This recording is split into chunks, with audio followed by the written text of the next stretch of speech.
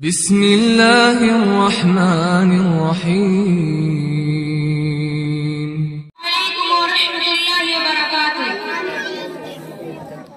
اے خاک وطن اب تو بھاؤں کا سلا دے اے خاک وطن اب تو بھاؤں کا سلا دے میں ٹوٹتی سانسوں کی فصیلوں میں کھڑا ہوں میں ٹوٹتی سانسوں کی فصیلوں میں کھڑا ہوں نحمدہ ونصلی علی رسولہ الکریم اما بعد استاد محترم اور محفل مشرق قابل قدر حاضرین، میں آپ حضرات کا شکر گزار ہوں کہ مجھ جیسے ایک طالب علم کو یوم آزادی پر کچھ بولنے کا موقع دیا۔ آج ہمیں بے حد خوشی ہو رہی ہے کہ ہم علماء کرام پر اپنے پرخوں کی قربانی کے نتیجے میں ترنگا لہرا کر آزادی کا جشن منا رہے ہیں۔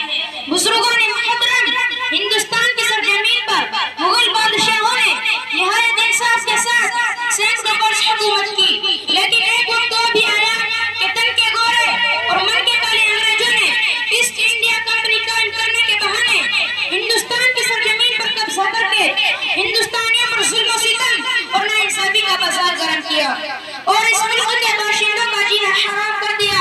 ایسے وقت میں انگریزوں کے خلاف سب سے پہلے فتویٰ دینے والے شخص شاہ عبدالعزیز محدث دہلوی رحمۃ اللہ علیہ تھے۔ ان کے فتوے کے اثر سے ہندوستان کے چپے چپے میں جذبہ جہاد پیدا ہوا۔ اس فتوے کے بعد تحریک ریشمی رومال چلا تھا، گیا تحریک بالاکوٹ چلا گیا، ہندوستان چھوڑو تحریک چلی، شاہی کا جہاد ہوا۔ اس جہاد آزادی میں سینکڑوں علماء قوم کو پھانسی دی گئی، ہزاروں مجاہدین نے پھانسی کے پھندے چومے۔ ہمارے آباء و اجداد اور ہمارے پرخوں نے اپنے بچوں کو یتیم کیا، عورتوں کو بیوہ کیا اور جیل کی کالی کوٹری کو آباد کیا اور انگریز فوج کی گولیوں کا سامنا کیا، تب جا کر ہمارا ملک آزاد ہوا ہے۔ حاضرین مجلس، ان مجاہدین آزادی کی ایک بڑی لسٹ جن میں ہندو بھی ہیں اور مسلمان بھی ہیں، اس ملک کی آزادی میں سب نے مل کر قربانیاں دی ہیں۔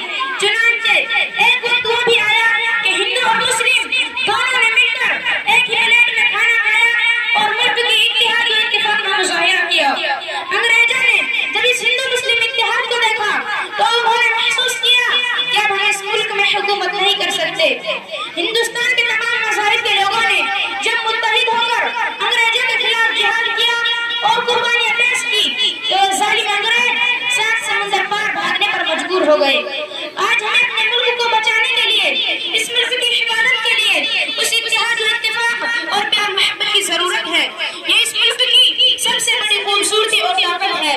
میں اپنی بات اس شعر پر ختم کرنا چاہتا ہوں کہ مذہب نہیں سکھاتا آپس میں بیر رکھنا، کہ مذہب نہیں سکھاتا آپس میں بیر رکھنا، ہندی ہے ہم وطن ہے ہندوستان ہمارا، ہندی ہے ہم وطن ہے ہندوستان ہمارا۔ السلام علیکم ورحمۃ اللہ وبرکاتہ۔